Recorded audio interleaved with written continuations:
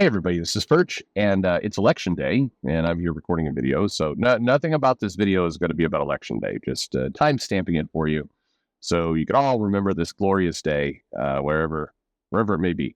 I did. The radio was talking about watch parties throughout the Dallas area, and there's tons of different places that are doing Republican watch parties, Democrat watch parties. There's a bunch of flaws with this though, because the election's going to go till, Central Time, there's a chance by 10, 11 o'clock, but I don't know. It depends on whether it's close or a blowout or what, but why would you want to go? It seems like a very confusing way to have beer, but anyway, this video is about something else entirely. So, for that matter, it's about a guy we never talk politics ever. So Joe Casey launched his Substack a bit ago, and it is amazing. So if you have any interest in comics, forget about Joe Casey.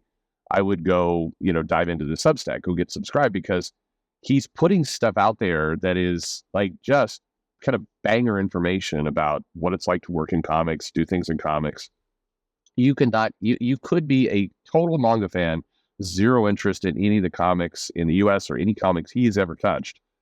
It's still pretty interesting. So I would go, Joe Casey Writes is the link to the Substack. Go check it out for sure. I would get subscribed to that because he's just putting out tons of good content. Anyway, so the one that I'm reading now is, which was out last night, is on G.I. Joe. And specifically, it's not about G.I. Joe as much as about him pitching for G.I. Joe.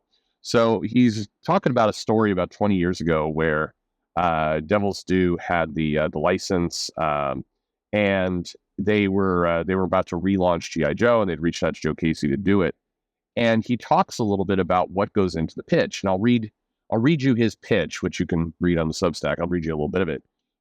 But I pulled this out because when people talk about how do I write comics, either for myself, whether I'm crowdfunding, building my own thing, self-publishing, whether I want to work for another company, I think part of what he does is incredibly start. I don't know if he knows he's structuring it this way, but basically he's using a pretty common business pitch idea of acknowledging the source and the platform, discussing the engagement and outcome, and then getting into some of the inspirations, models, things to tie in. There's kind of and then he goes into kind of the general pitch, but he leads with those three elements. And if you were going to do comics, including comics for yourself, it's helpful to do that because it just structures your mind around what you're trying to accomplish. So I'll read you this pitch. It says, it starts out, okay, I just read everything he sent me. Basically, he mentioned earlier that the company, in prepping him for the pitch, sent him a bunch of comics that they published to get ready. It says, the entirety of the run up to number 36, plus the Master and Apprentice mini.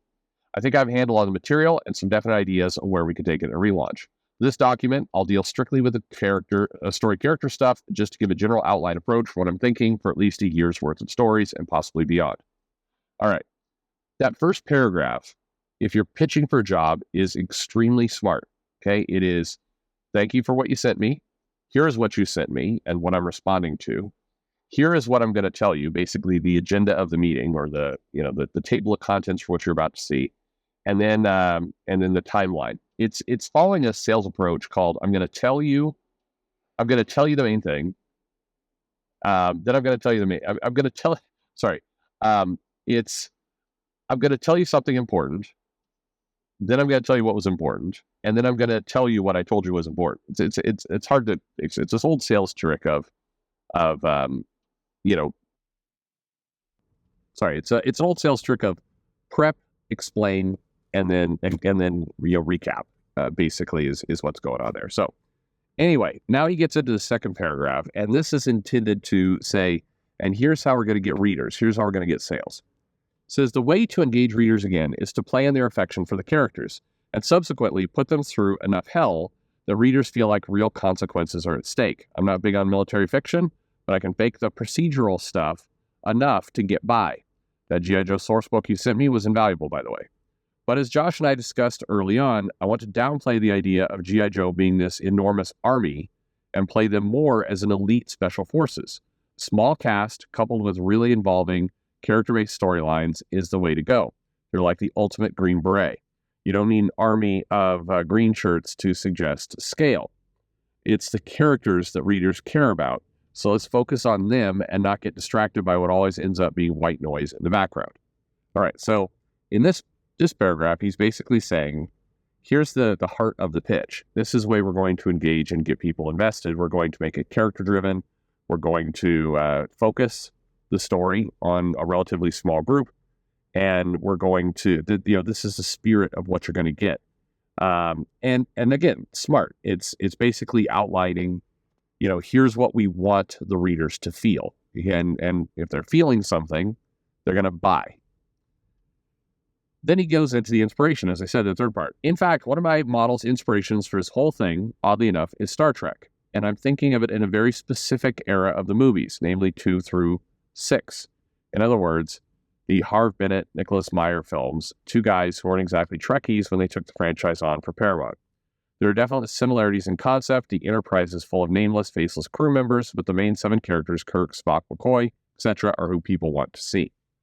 All right, so now he's taken his pitch, and this is lending credibility. You're basically attaching your pitch and your idea to something that was popular. In this case, Star Trek was popular. It was popular for character-driven stories. It reinforces his point. So if you're trying to make a point like, hey, I want to go do something like this for the franchise, tying it in with and here's something else that took a similar approach and was successful, that reinforces what you do. It's called pattern matching. So anyway, he goes, so our duty roster for the relaunch, based on what I read, as well as Josh's initial notes when he approached me about this, I think the best G.I. Joe cast would consist of Duke, Flint, Snake Eyes, Scarlet, Stalker, Roadblock, Shipwreck, and Storm Shadow, part of the team now, as Josh suggested. Also, I'd like to use Hawk, still on the injured list, in a wheelchair as far as I know. And instead of General Ray, I'd like to reinstate General Joseph Colton as the main leader of the team. I mean, come on, how can you have the original G.I. Joe and not use him? I'd play him as a more realistic Nick Fury type, old and grizzled, but is the inspiration for the entire G.I. Joe organization. He's natural to come in and take over and act as a spiritual figurehead for the team. I can see him as too old to go into combat, okay? But he could definitely lead, with Duke being his eyes and ears in the field. Okay. And then he gets into other things around the uniform, the visual aesthetics, and everything else. And he's basically outlining, this is a very structured pitch. He's basically outlining, here's the big heart of the story. All right, now I said it was going to be character driven, so here are those characters. And he's not saying, by the way, that, hey, I won't have other characters in the book. He's saying this is going to be the heart of which we're going to revolve around. And then he goes into the stories. He basically goes into a lot of depth. I won't read that to you. You should go, again, check out this blog. But we'll conclude the opener with, now for the stories themselves. I'm just going to try and barrel through these ideas. I'm not much for story arcs these days. I think putting out part 1 of whatever is completely played out. So the approach, while having peaks and valleys, will be a locomotive approach of everything all at once, hopefully keeping readers breathless with each issue, satiated but wanting more. There will be, for lack of a better term, story movements, but nothing so defined as issue length or anything else. The new series will be extremely plot-heavy, with characterization on the run, which, as it should be for action superhero-style books. Obviously, I'm not out to stubbornly contradict whatever plans you might already have, like my Colton for Ray suggestion, but I'm trying to make the motor run smoother. Frankly, after thinking about the gig for a few weeks, I honestly don't know how else I could write the series. These are the stories and ideas and beats that get me excited about doing the books. I hope you guys like them too. So then he goes into pretty exhausting pitch, where he's talking about different things you do with the characters, and it really fits that line he said about, this is going to be action, fast-moving, fast-paced action, characterization on the run. We're going to learn about the characters while they are in danger, while they're shooting, while they're, going through the paces, and, no baseball episodes, for lack of a better word. Love Claremont to death, but, anyway, he concludes with, and that he basically paints the whole pitch, which is, again, if you're a writer or you're somebody who's trying to think about making a comic, like, this is what you need to read stuff like this. You badly need to, understand how a pitch gets made and where it can be successful, where it's not. It's just, it helps you. But as he said, retitled G.I. Joe, America's Relief, he's now recapping in the present. He said, the monthly series debuted in summer of 2005. It was drawn with great enthusiasm by artists Stefano Caselli, Nelson Blake, and Josh Meadors.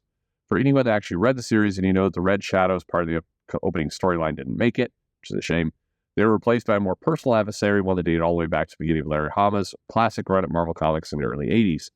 But just about everything else I came up with made it onto the page in some form or another. As I recall, it sold relatively well, especially in a marketplace in which Marvel and DC were reasserting their dominance through line-wide mega events like Civil War and Infinite Crisis. I ended up writing 19 issues total before handing off to other creators. Anyway, look, I bring this up to you because it's just such a great example. I talk a lot about here's how you should pitch, and here's how you make something commercially viable, and here's how you you push the money and the profit you can make off a book, and here's how you set yourself some room to do things. This is just such a good pitch, or rather, it's a good pitch. I'm not overselling the pitch. It's the fact that he's sharing it with us. It illustrates a lot of these concepts incredibly well. So go check out that blog. Like get subscribed. It doesn't cost you anything. Like just get in there, get subscribed to this thing. Share the word around, because I think you've got somebody who's just crazily sharing tons of the secrets, and is a nice guy besides. I mean, you get to support somebody who's not a dick, and how nice is that? Anyway, enough plugs for Joe Casey. I love the illustration of the pitch, and hope you will too. Go check it out. Actually see what he put in there for the pitch, and also you can get teased with some pretty cool stuff that he has coming up in the very near future. Thanks for listening.